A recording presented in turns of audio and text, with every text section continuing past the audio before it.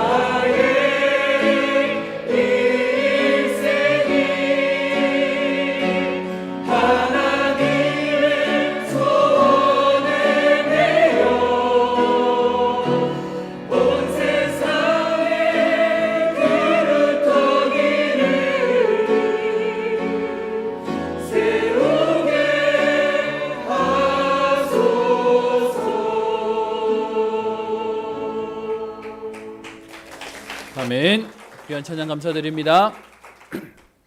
오늘도 예배 오신 여러분들을 주의 이름으로 축복하고 환영합니다. 오늘 옆에 있는 분들에게 이렇게 인사하겠습니다. 하나님의 자녀된 성도님은 특별한 분이십니다. 특별한 분을 잘 알아서 섬기겠습니다. 아멘. 오늘도 예배 오신 여러분들 말씀을 통해 오늘도 하나님의 음성을 듣고요. 우리 이 땅을 향한 하나님의 계획과 소원과 또 이 땅을 살리는 응답을 누리기를 소원합니다. 언제적 기사인지는 모르겠는데요. 남학생 32명과 그리고 여학생 10명이 가방 검사를 했더니 가방에서 말기암 환자들에게 쓰는 마약성 진통제들이 다량으로 나왔습니다. 알고 봤더니 만 17세, 만 18세 아직 미성년자인 친구들이 환각을 즐기고 싶다라고 얘기해서 불법으로 그 처방전을 받아서 그것을 가방에 넣어 다녀서 아이들이 적발되었다고 하는 기사들이었습니다. 더 안타까운 건 여러분, 저 수도권에 있는 잘 나가는 애들의 모습이 아니라 우리 이쪽 경남, 부산, 어떤 면에서는 지방에서도 그런 일들이 비일비재하게 벌어지고 있는 기사를 보게 되었습니다. 여러분, 인생을 살다가 나이가 든 어른들이 인생을 살다 보니 인생의 무게가 힘들어서 좀 뭔가 이런저런 약간의 일탈을 한다. 그것도 안타까운데요. 여러분, 아직 사실은 인생을 제대로 맛보지도 않은 젊은 친구들이 벌써부터 인생의 다른 것에 길들여지는 상황들을 보면서 여러분, 현장은 사실은 소망이 없습니다. 여러분, 이 땅을 살아가면서 우리는 진짜로 기도해야 됩니다. 특별히 이 자리에는 우리가 지금 계속 우리 오후 예배 전에 잠깐 보는 영상 속에 이 자리에 앉으신 여러분들은 전 세계에 유례가 없는 우리 이 나라를 하나님의 은혜 가운데 이 나라를 발전시킨 응답의 주역들로 사실 여러분들은 뭔가를 해본 세대입니다. 그러다 보니까 여러분들은 성취감을 맛보셨는데 우리의 후대들은 지금 상대적으로 훨씬 우리보다 부유하지만 마음은 다 무너져 가고 있는 현장 속에 있습니다. 그런 저와 여러분들이 이제는 어떻게 사람을 살리고 우리 후대를 살려야 할지를 말씀을 통해 확인하고 또 기도하는 시간 되었으면 좋겠습니다. 여러분, 창세기 6장에 보면 사람의 생각하는 것이 계획하는 것이 항상 악할 뿐임을 보시고 라고 되어 있습니다. 원래 하나님은 인간을 창조하실 때 하나님의 형상대로 가장 좋은 모습으로 창조되었는데요. 그런데 막상 인간은 하나님 떠나고 난 이후에 창세기 3장 사건 이후에 인간은 계획하는 것이 어떻게 하면 죄질까? 어떻게 하면 범죄할까를 생각하고 살아가고 있습니다. 그래서 여러분, 세상에 법이란 걸 만들어 놨는데 법이 허용하는 한에서만 우리가 지금 사실은 움직이고 있는 것처럼 보이지만 어떻게 하면 그걸 넘어설 수 있을까에 대한 고민을 하고 있는 것이 현장의 모습입니다. 그래서 성경은 말하기를, 신학적인 용어인데요, 모든 인간은 하나님 떠나고 난 이후에 심지어 여러분, 인간뿐만 아니라 모든 이 땅에 있는 피조물들은 완전히 타락했다. 스스로의 힘 가지고는 절대로 좋아질 수 없음을 성경은 얘기하고 있습니다. 여러분, 얼마 전에 뉴스 보셔서 아시죠?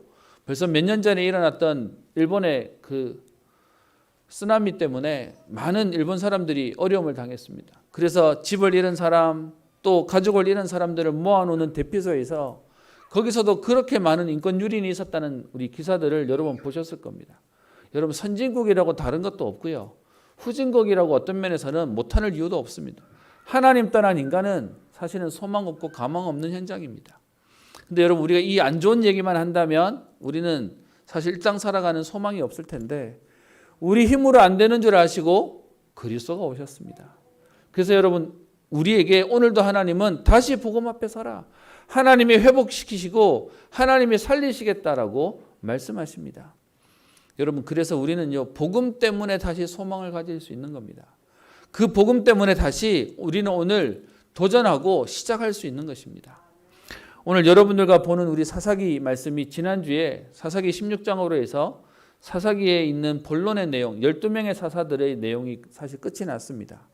그런데 17장부터 이제 21장까지에 있는 내용은 사실은 조금 고민을 좀 했습니다. 사사기의 내용을 건너뛰어야 되냐라고 고민을 했었는데요. 왜냐하면 사사기는 1장부터 3장까지가 서론에 해당하는 내용이고요.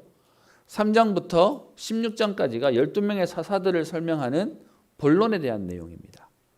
그래놓고 이제 17장부터 나머지 21장까지는 그러면 서론 본론이면 결론이어야 되는데 사실은 17장부터 21장까지에 있는 내용은 부록처럼 되어져 있는 내용입니다. 무슨 말이냐면 이 당시에 사사기는 사실은요 워낙에 암울했던 시기예요. 그래서 영적으로 완전히 바닥을 치던 시기인데 17장부터 21장에 있는 내용은 그 당시가 얼마나 암울했는지에 대한 내용을 부록처럼 여러분 책 보시면 책 딱 끝났는데 뒤에 이렇게 뭐 에필로그부터 시작해서 약간 이렇게 첨부되는 내용처럼 있지 않습니까? 17장부터에 있는 내용은 사실은 그런 그 당시의 시대 상황 좀 더 정확하게 표현하면 얼만큼 부패하고 타락해서 소망이 없는 시대였는지를 보여주는 내용입니다. 그래서 여러분 사실은 오늘 여러분과 읽었던 1절부터 6절까지 읽었는데 끝내고 아멘 하기에는 너무 안타까운 현실이에요. 그런데 우리가 이 본문을 봐야 되는 이유가 뭐냐? 반면교사로 삼아야 되겠습니다. 옛날 얘기지만 사실은 오늘날도 똑같이 벌어지고 있는 그 세태들을 설명하고 있는 것인데요. 17장부터 21장도 크게 두 분으로 나눠집니다. 17장, 18장 한 사건, 그리고 19장부터 21장이 한 사건인데 17장, 18장 오늘 여러분과 함께 나눌 말씀은 그 당시에 이스라엘의 타락이 종교적으로 얼만큼 타락했는지를 설명하고 있고요. 19장부터 21장까지는 도덕적, 윤리적으로 타락했는 지금 상황들을 설명하고 있습니다. 여러분 특별히 성경은 불신자들 현장을 써놓는 게 아니라 사실은 하나님의 백성들에게 설명하고 있는 말씀이기 때문에 오늘날 성도의 삶을 설명하고 있는 내용입니다. 그리고 우리가 순서적으로 12명의 사도를 차례대로 봐왔다 보니 삼손 얘기 끝나고 난 뒤에 17장에 대한 내용을 꺼내니까 삼손 이후에 대한 얘기인가 보다라고 생각할 텐데 12명의 사사가 거의 한 350년 정도 지났습니다. 이 얘기들의 350년 뒤의 얘기를 쓰는 게 아니라 사실은 이 사사기 17장, 18장의 내용은 사사기 초반에 있었던 사건을 다루고 있습니다. 그래서 그 시대 상황을 보면서 오늘 우리가 왜 복음이어야만 하는지, 왜 오직 복음이어야만 하는지를 함께 좀 기도하는 시간 되었으면 합니다. 여러분 오늘 분명히 여러분께 드리는 말씀인데요. 현장의 상황, 이 옛날 얘기지만 오늘의 우리의 모습하고도 비슷해요. 우리 옆에서 보는 내용이고 심지어 우리 자신의 모습일 수도 있습니다. 그런데 이거 보고요 여러분 낙심하라는 게 아니라 그렇기 때문에 오늘 다시 복음 앞에 서야 되는 겁니다. 다시 복음으로 우리가 오늘 시작해야 되는 이유를 여기서 찾는 겁니다. 말씀을 함께 보도록 하겠습니다. 여러분 16장에 있는 사건은 이미 끝난 사건이고요. 17장 1절에 에브라임 산지에 미가라고 하는 사람에 대한 얘기가 나옵니다. 오늘 이 본문을 저는 세 대지로 나눴는데요. 개인의 타락, 그리고 레위인의 타락, 그리고 그 개인의 타락과 제사장의 레위인의 타락이 한 지파를 어떻게 멸망으로 가게 하는지를 조금 보려고 합니다. 오늘 미가라고 하는 사람에 대한 얘기로 시작하고 있는데요. 이 미가에게 17장 2절에 어머니가 있습니다. 근데 그 어머니가 돈이 좀 있었나 봐요. 은 1,100을 가지고 있었는데 이것을 잃어버렸습니다. 사실은 잃어버렸다고 성경은 표현되지만 뒤에 있는 본문의 내용을 보면 누가 훔쳐간 거예요. 그러니까 이 엄마 입장에서는 누가 내 돈, 은 1,100을 훔쳐갔으니까 저주하는 겁니다. 누군지는 모르지만 언놈인지 모르지만 그 훔쳐간 사람은 저주를 받을 거라고 막 저주했습니다. 근데 문제는요. 실제는 이걸 누가 가져갔냐? 오늘 미가가 가져갔어요. 근데 그 저주하는 얘기를 들어버렸네요. 듣고 나니까 마음에 찔렸어요. 여러분 이 당시만 해도 여러분 아시지 않습니까? 부모가 하는 축복이 자녀에게 그대로 성취되었습니다. 축복권이 있었어요. 뭐 지금도 마찬가지지만 이때는 너무 명확했잖아요. 그래서 그 얘기를 들은 미가가 심경의 변화를 일으킵니다. 그래서 그 저주하는 소리를 듣고는 17장 2절에 보시면 그 은이 내게 사실은 있는데 어머니께 돌려드립니다 라고 해서 어머니께 가져다 줍니다. 여러분 이걸로 봐서는 되게 좋은 상황이죠. 근데 여러분 저주해놓고 막상 그 주인공이 자기의 아들이었음을 알았던 어머니는 세상 말로 말하면 제대로 정신 차리게 혼내주고 바르게 교육해야 되는데 이 상황을 알고 난 뒤에 어머니가 했던 행동이 2절에 나오는데 뭐합니까? 내 아들이 여호와께 복받기를 원하노라. 여러분 이건 반성하고 회개했기 때문에 하는 내용이 아니라 본인이 저주를 한 게 혹시나 내 아들에게 미칠까 봐 좀 전에는 저주해놓고는 그 당사자가 우리 아들인 걸 알고 난 뒤에는 이 저주가 가지 않도록 하나님 얘를 복 주세요.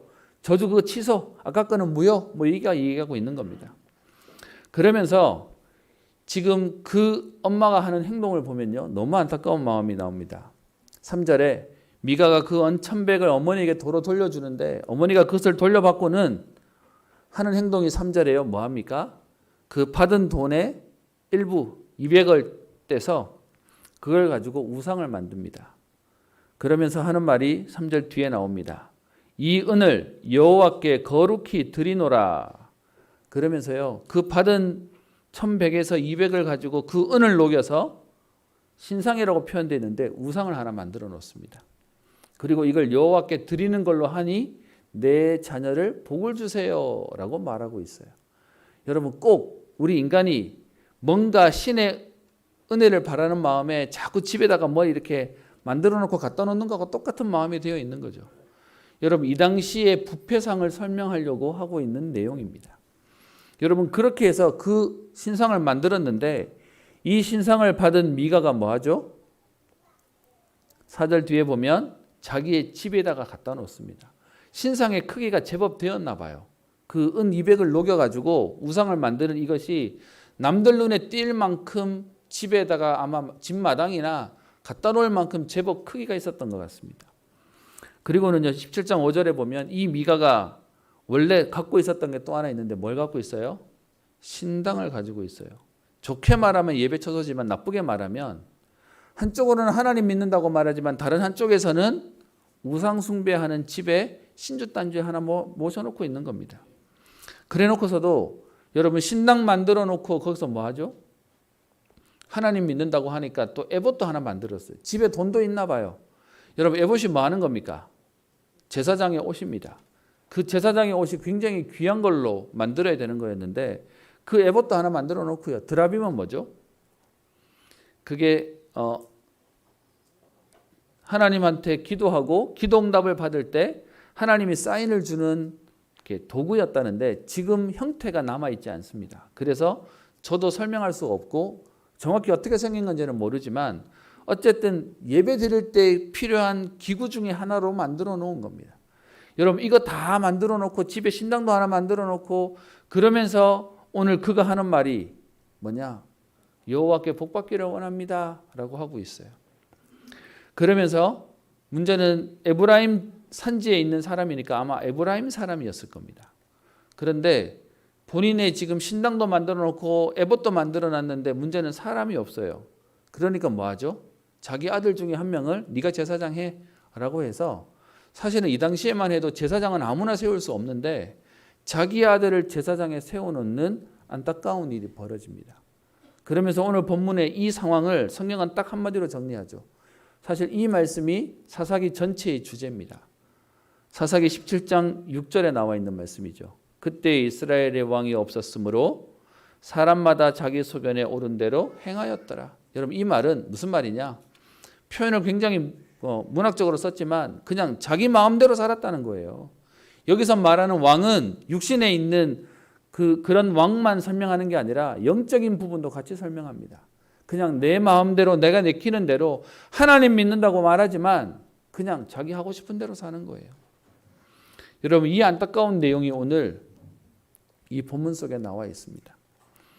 여러분 이랬던 이 본문의 내용이 사실은 사사기 마지막 장 마지막 절에도 동일하게 설명하고 있죠. 그때도 이스라엘의 왕이 없으므로 각기 자기의 소견에 옳은 대로 행하였다라고 말하면서 여러분 지금 이 땅에 사는 사람들이 살고 있는 방식을 꼬집고 있습니다. 전 어떻게 살죠? 내가 좋으면 다 해요. 내가 하고 싶으면 다 해요. 내가 하기 싫으면 안 해요. 그러니까 여러분 그것 때문에 분쟁이 나서 계속 싸움이 벌어지는 거죠. 하나님의 자녀가 하나님이 말씀을 주셨음에도 불구하고 그냥 내 방법대로 사는 겁니다. 어떤 면에서는 이 미가가 성경을 몰랐느냐? 아니요, 알았어요.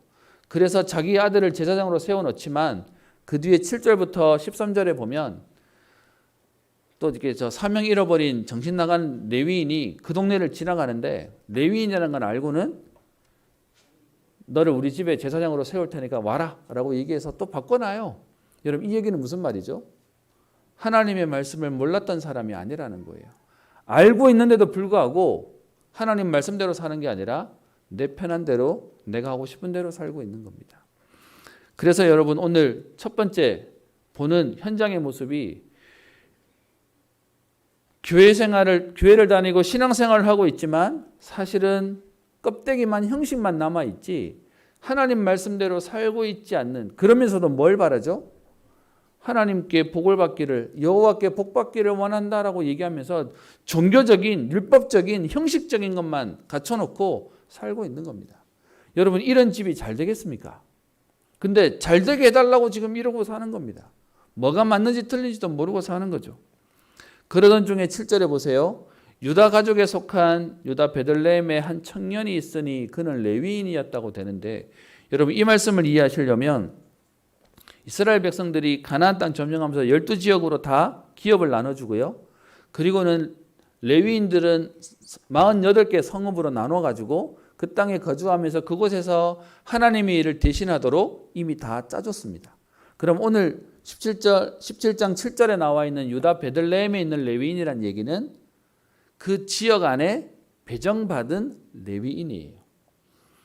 그런데 그 레위인이 오늘 8절에 보면 거주할 곳을 찾고자 하여, 여러분 이미 성읍으로 도피성으로 어떤 면에서 거주할 성읍으로 주었는데 그들이 거주할 곳을 찾았다는 얘기는 두 가지 의미가 있습니다. 그 유다 베들레헴에서 이 청년이 레위인으로 대접을 못 받았다는 얘기도 되는 거고요. 두 번째는 그것이 없다고 박차고 나와서 어디 가서면 내가 먹고 살 수 있을까라는 육신적인 것 때문에 또 도는 인생이 되었다는 의미도 담겨져 있습니다. 그래서 제가 설명할 의미로는 언약과 사명을 다 놓쳐버렸어요. 육신적인 것 때문에, 현실적인 것 때문에 그것을 놓친 오늘 레위인이 방황하면서 돌아다니는데 어디까지 오게 됩니까? 8절 뒤에 보면 에브라임 산지로 가던 중에 미가의 집에 이릅니다. 여러분 이 사사기 내용에서도 재밌는 건 지난번 여러분 우리 그 내용에서 봤을 텐데 뭐 발음하다 보니까 발음이 안 돼가지고 잡아 죽였다는 얘기가 나온 거 보니 여러분 이 이스라엘이라고 하는 작은 땅덩어리에도 지파별로의 문화와 특성이 나오나 봅니다. 그래서 그가 지금 다른 지역에서 넘어오는 게 표가 났나 봐요. 아마 뒤에 있는 내용으로 봐서는 억양이 좀 다르거나 표가 나지 않을까라고 생각하는데요.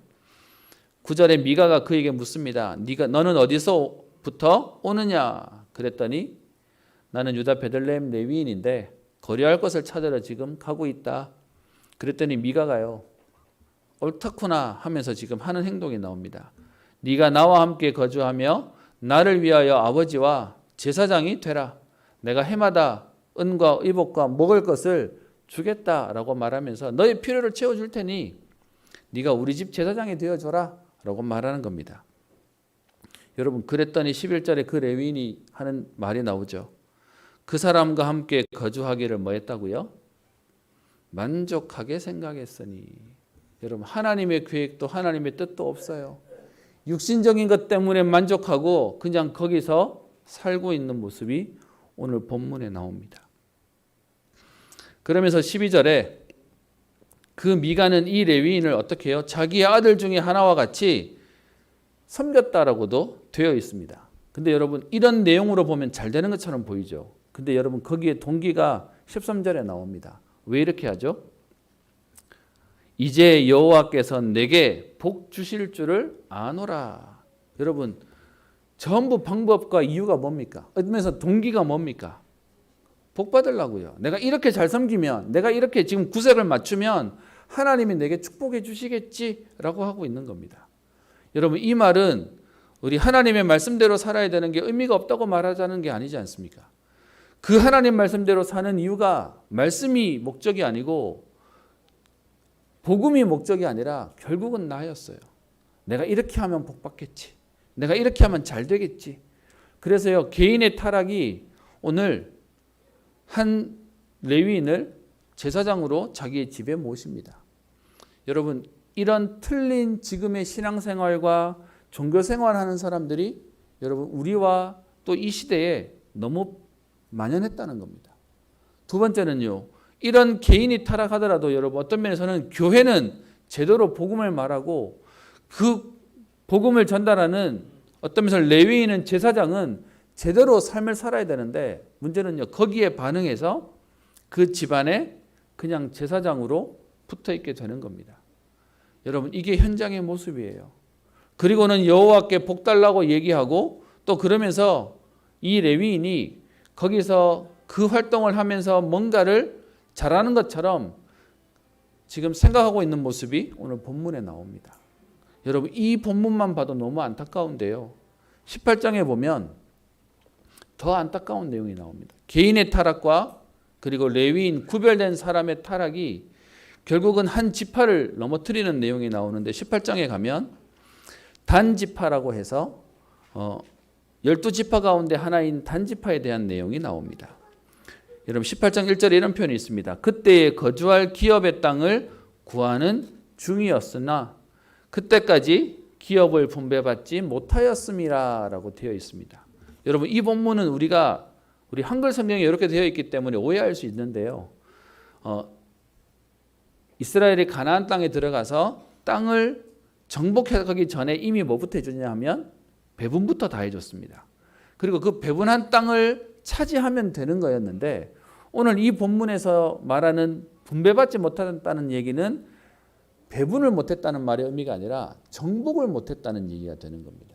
그 내용을 어디서 보시면 알 수 있냐 하면 사사기 1장 34절에 보시면 거기에 대한 내용이 나오는데요. 아모리 족속이 단 자손을 산지로 몰아넣고 골짜기에 내려오기를 용납하지 아니하였으며 무슨 말이냐?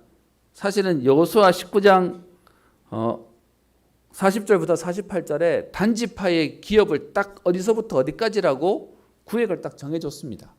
그랬는데 그 땅에 들어가 놓고는 막상 그 땅에 이미 거주하고 있는 가나안 족속들을 쫓아내지 않으니까 오히려 치여가지고 자기들이 지금 저 산지로 쫓겨나 버린 겁니다. 그래 놓고는 우리가 거주할 땅이 없다라고 얘기하는 거예요. 여러분 무슨 말입니까? 하나님이 지금 주신 언약은 놓쳐버리고 그게 안 되니까 어디 딴 데 어디 없나라고 생각하면서 기웃기웃하고 있는 겁니다. 그래서 지금요 미가도 언약을 놓쳤고요, 제사장도 언약을 놓치고요, 심지어 단지파도 이 언약을 놓칩니다. 그러면서 자기들이 살아야 하는 이유 때문에 오늘 18장 2절에 보면 단자손이 그렇게 산지로 쫓겨나고 골짜기로 내려오지 못하는 일들이 되어지니까 다른 지역을 찾아야 되겠다고 2절에 보면 용맹스러운 5사람을 정탐꾼으로 보냅니다. 그 정탐꾼이 이제 우리가 거주할 땅이 어디가 있을까라고 찾는 중에 오늘 3절부터 18장 6절에 보면 단지파가 거주할 땅을 찾는 중에 에브라임 산지에 있는 미가의 집에까지도 오게 돼요. 그리고 그 집에 와보니 그 집에 사실은 미가가 없고 누구를 만나게 되냐? 그 레위인 제사장을 만나게 됩니다. 여러분 오늘 성경에서 레위인 청년이라고 말한 것을 성경학자들은 그렇게 표현합니다. 이스라엘의 문화 가운데 공직에 나올 수 있는 나이는 만 30세입니다. 그래서 30세부터 우리가 아는 요셉도 총리가 되고 뭐 관직에 나왔다고 되어 있는데 청년이라고 표현한 건 레위인은 맞지만 아직 관직에 나올 수 있는 나이가 차지 않았던 사람이었을 거다. 그래서 청년으로 표현했을 거다라고 말을 하고 있는데요. 그 청년이 지금 외지 사람이 오니까 묻습니다. 그랬더니 18장 3절에요. 레위 청년의 음성을 알아듣고 여기서 말하는 음성이 아까 제가 말씀드렸던 억양이 달랐나 봅니다. 너는 이쪽 사람이 아닌데 라고 말하고 있는 거죠.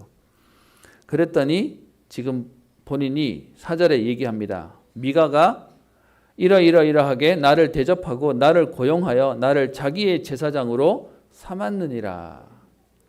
여러분 이렇게 삼아놓은 제사장이 소신껏 사역할 수 있었겠습니까? 어떤 면에서 여러분 사람에게 매일 수밖에 없는 환경이 상황이 되겠죠. 근데 그 상황을 그대로 얘기합니다.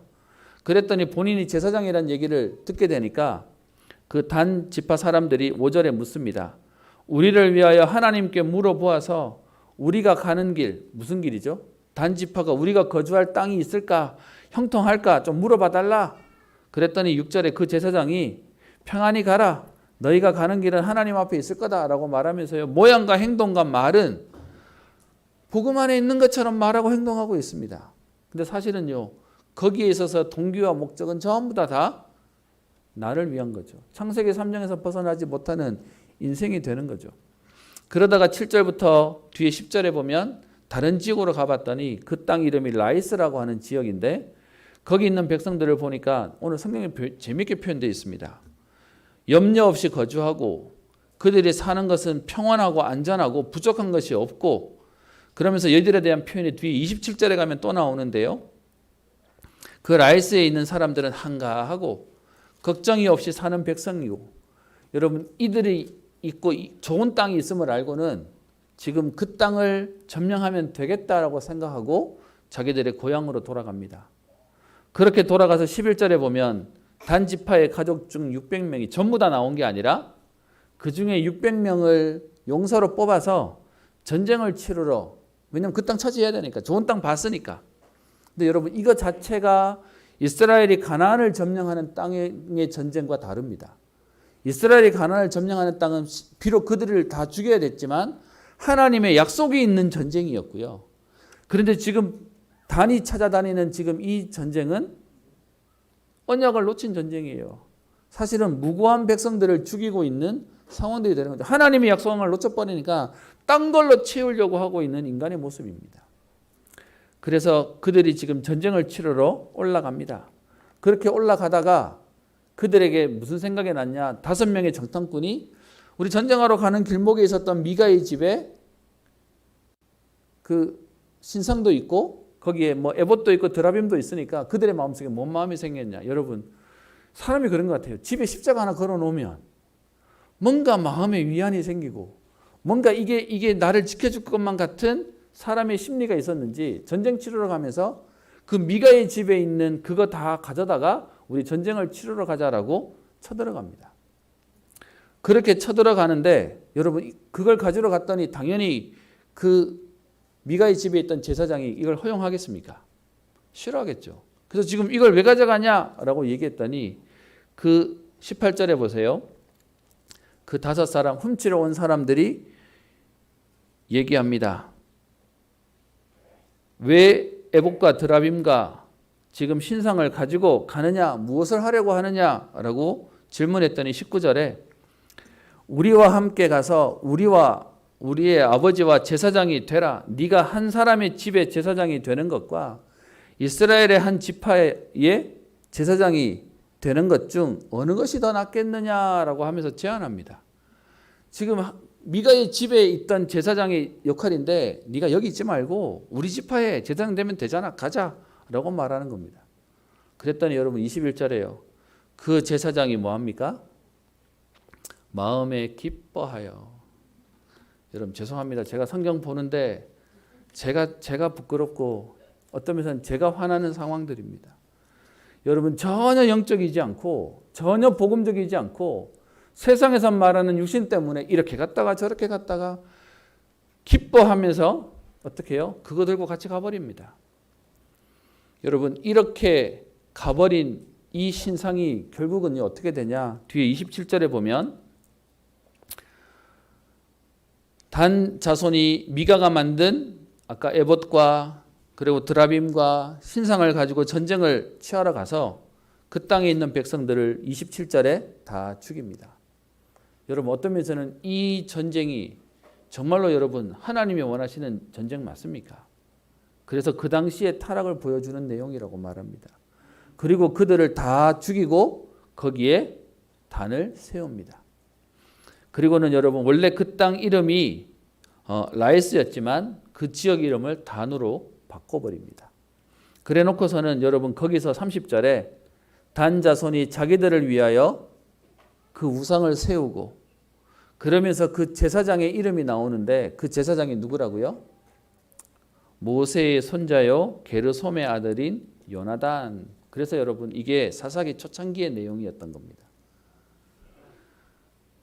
무슨 말이냐? 그의 부모와 그의 조부는 훌륭한 어떤 면에서는 하나님의 일을 심부름했던 사람인데 그 뒤로 언약이 전달 안 되니까 지금요 레위 가문에서 언약 밖의 상식 이하의 일들을 버리는 일들이 생겨집니다.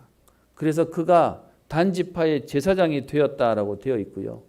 그러면서 31절에 보면 하나님의 집이 실로에 있는 동안, 여러분 이건 뒤에 사무엘 성전이 세워지기 전까지 사무엘이 실로에 있었던 이유가 회막이 거기 있었으니까요.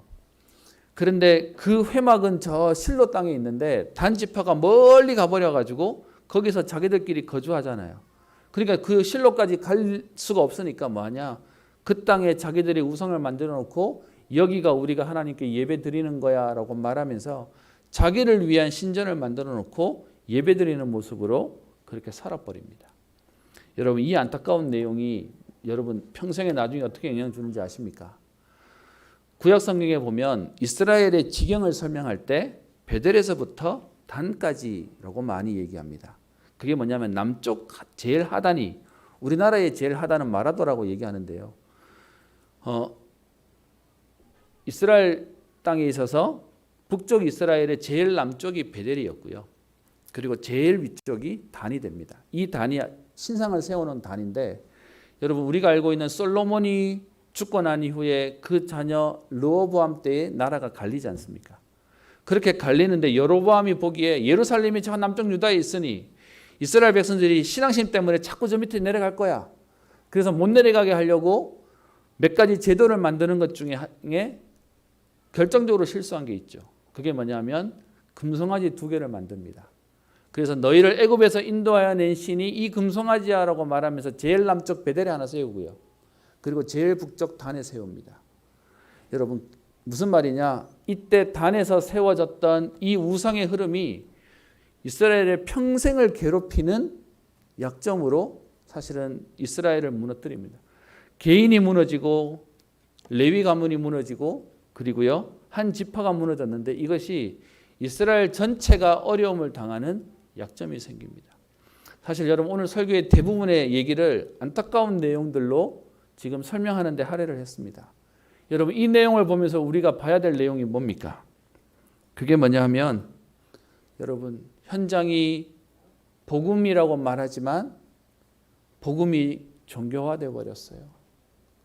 그리고 이 복음이 율법화되어 버렸어요. 여러분 하나님 없는 그 신상, 어떤 면에서는 예배당 처소가 무엇이 의미가 있겠습니까?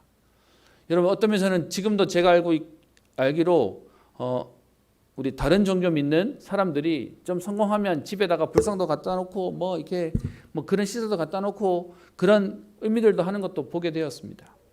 여러분 어떤 면에서 우리가 응답받아서 우리가 교회를 하나 세울 수 있다. 그것도 축복이기도 합니다. 근데 여러분 교회를 세웠다는 것보다 더 중요한 건 우리의 마음의 중심의 동기가 어디 있냐는 겁니다. 무엇 때문에 우리가 오늘 하나님 섬기냐는 겁니다. 내게 복받기를 바라는 마음으로요. 오늘 여러분 아까 봤던 18장 마지막 절에 있는 17장 마지막 절에 레위인을 제사장으로 세워놓고 나니까 무슨 말 합니까? 이제 여호와께서는 내게 복 주실 거야. 여러분 그 착각 속에 내가 이렇게 지금 활동하고 내가 이렇게 지금 구색을 맞추면 하나님이 나를 축복하실 거야 라는 착각 속에 자기 딴에는 열심히 잘한다고 하는데 복음과 상관없는 인생을 사는 겁니다. 여러분 지금도 이 복음이 너무 정교화되어 버렸습니다. 너무 율법화되어 버렸습니다. 그리고 형식화되어 버렸습니다. 그래서요 경건의 모양은 있는데 능력이 없어져 버렸습니다. 어떤 면에서는 손가락질하는 안타까운 현장들이 되어졌습니다. 여러분 이건 우리 교회만의 얘기가 아니죠. 저는 얼마 전에 글을 하나 봤습니다. 여러분 오늘도 아마 좀 전에 문자 보셨을 텐데 갑자기 확진자들의 대구가 너무 많이 늘어나가지고요. 그 이유 중에 하나가 이슬람 라마단이 한 달 동안 있었습니다. 그 한 달 동안은 여러분 그 해가 떠 있는 시간 동안에는 물도 마시지 못하고 음식을 먹지 못하도록 만들어 놓은 겁니다. 그리고 그 한 달을 끝나고 난 뒤에는 일주일을 축제로 그냥 못 먹었던 거 그냥 이렇게 배 터지게 먹는 그 흐름이 이제 라마단 축제인데, 그 축제 기간에 이제 소위 말하면 사람들이 많이 모여서 무슬림 지역에 지금 이제 확산되어지는 일이 생깁니다. 저는 조금 그 흐름이 확실히 다른 건, 교회 하나 요만큼만 생겨도 난리를 치는, 그게 무슬림이 저렇게 난리를 치는데도 불구하고 무슬림 단위는 싹 들어가고 없고 그냥 싹 지나가는 현장의 모습들 속에 악의적인 것도 많이 보여지게 됩니다. 근데 여러분, 그 무슬림들의 얘기를 들으면서 저는 라마단 처음 얘기 들을 때 너무 충격받았고요. 여러분, 라마단 기도 제목이 1번 기도 제목이 뭔지 아십니까? 그게 교회 이슬람을 최고로 방해하는 복음이 무너지도록, 기독교가 무너지도록, 기독교 지도자와 기독교 교회들이 무너지도록 저주하는 내용이 기도 1번입니다. 그래서 이 사실을 알고 선교단체가 한동안은 라마단 대적 기도회라고 해서 그 한 달 걔네들이 기도할 동안 우리는 교회에서 기도합시다 라고 해서 선교단체 중심으로 2000년대 초반 90년대 말부터 한참 기도운동이 있기도 했었습니다.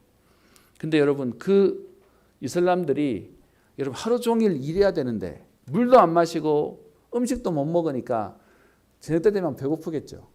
그래서 여러분, 저녁 때 밥 먹으려고 기다리는데 얼만큼 기다리냐, 한 3시 4시쯤 되면 밥 퍼놓고 얹어놓고 기다린답니다. 그래서 해 빠지면 먹으려고. 그만큼 여러분 형식화되어 있는 이슬람에 대한 얘기를 선교사님의 보고를 제가 듣고는, 아 그래, 생명 없는 종교는 저럴 수밖에 없지라고 생각이 들었습니다. 여러분, 그렇다면 우리는 참복음을 가지고 있고 생명을 가지고 있는데, 그런데 우리가 그 생명 없는 종교 비슷하게 율법화되어져 있는 우리의 모습도 사실 있기도 합니다. 여러분, 이런 상황 속에 사람마다 각기 소견에 옳은 대로 자기 마음대로 살고 있는 이 상황을 보고 하나님은 어떻게 해요? 포기하지 않으시고 하나님은 외면하지 않으시고, 그래서 하셨던 하나님의 방법이 뭡니까? 그게 믿음의 사사, 언약의 사사들을 통해 하나님은 그 흐름들을 바꿔가시고 다시 시작하고 세우는 응답들을 주셨습니다. 그래서 사사기가 끝나는 지점에 이 내용들이 부록으로 붙은 이유는 사사가 필요했던 이유들을 다시 설명하고 있는 겁니다. 모든 사람들이 무너지고 개인이 무너지고, 오늘 뭐 제사장 전부 다는 아니죠. 그들 가운데 레위인 지금 개인에 대한 일탈을 얘기하는데, 사실은 명망받던 집안의 인물이 무너지는 내용이 나오고요. 지파가 무너지는 내용들이 있는데, 그 속에서 하나님은 언약의 사람들을 찾고 세우고 계시는 겁니다. 그 일 속에 저와 여러분들을 이 시대의 사사로 하나님 부르셨다는 겁니다. 그래서 첫 인사가 오늘 그거였습니다. 하나님의 자녀된 여러분들은 소중한 분이고 특별한 분이고 여러분들은 중요한 분이라고 제가 인사를 드린 겁니다. 여러분, 지금 사실은 교회가 힘이 없어지고 교회는 분열하고 교회가 문을 닫고 그리고 교회가 욕을 먹고 있는 시대 가운데 하나님이 우리를 이 시대의 사사로 부르셨습니다. 사사기에 있는 내용이 옛날 얘기를 말하는 게 아니라 지금 오늘 우리에게 말씀하고 계시는 겁니다. 여러분, 다른 얘기들 때문에 안타까운 얘기들, 목회자의 비리, 목회자의 타락, 교회의 분쟁 들으면서 여러분 낙심하지 마시고, 그렇다 할지라도 우리는 오늘 다시 복음 앞에 서면 됩니다. 이 시대의 사사로 하나님 앞에 언약을 다시 회복하면 되는 겁니다. 오늘 본문 가운데 17장 18장에 나오는 미가와 또 레위인과 단지파는 사실은 불신자들이 아니었습니다. 알고 있지만 오직 복음이 안 됐어요. 완전 복음이 안 됐어요. 그래서 우리는 그냥 종교생활, 그냥 교회 다니는 삶이 아니라 진짜 복음 속으로 들어가야 되는 겁니다. 그게 오늘 여러분과 함께 나눌 메시지입니다. 여러분, 이 시대의 사사로 부르는 저와 여러분들을 능력 있는 자, 실력 있는 자를 부르시지 않으셨어요. 흠이 있는 자인데 하나님이 은혜를 주셔서 언약 잡은 자를 통해 하나님의 일들을 하셨습니다. 사실 우리 성경의 흐름상으로 다음 주에 봐야 되는 도덕적 타락은 조금 더 끔찍한 일입니다. 근데 여러분, 이 상황들을 보면서 시대가 지금 뭐 망했느니, 시대가 이래서 큰일 났느니 우리가 혀를 찰 상황으로만 멈출 게 아니라 우리가 언약을 다시 회복하고 이 시대의 사사로 오늘 굳게 서며 또 이 축복으로 우리 후대를 세워내는 응답들을 누리기를 소원합니다. 오직 복음이어야 하는 이유가 오늘 저와 여러분들에게 발견되어지고, 하나님 주시는 오늘 응답의 주역으로 서는 축복이 있기를 주의 이름으로 축원합니다. 기도합니다. 살아계신 하나님 아버지, 오늘도 우리를 주의 전에 예배드리는 자리에 부르시며 오늘도 말씀을 통하여 하나님 우리에게 반면교사로 오직 복음이어야 되는 이유를 다시금 확인하게 하신 주님, 그때 이스라엘의 왕이 없으므로 각기 자기의 소견에 옳은 대로 행하였던 하나님 그 안타까운 현실들을 불쌍히 여기시며 하나님 이 시대 우리에게 하나님의 완전한 말씀을 주시며 그리스도의 완전한 복음을 우리에게 허락하셨사오니 오직 복음 완전 복음의 증인으로 서게 하옵소서. 하나님 이들 때문에 현장의 흐름을 바꾸며 영적인 분위기를 바꿔갈 응답을 누리는 주역들로 사용하여 주셔서 하나님 237 나라와 하나님 전 세계 복음받지 못한 미전도 전도객에게 하나님 이 복음을 전달하는 전도자의 걸음 되게 하옵소서.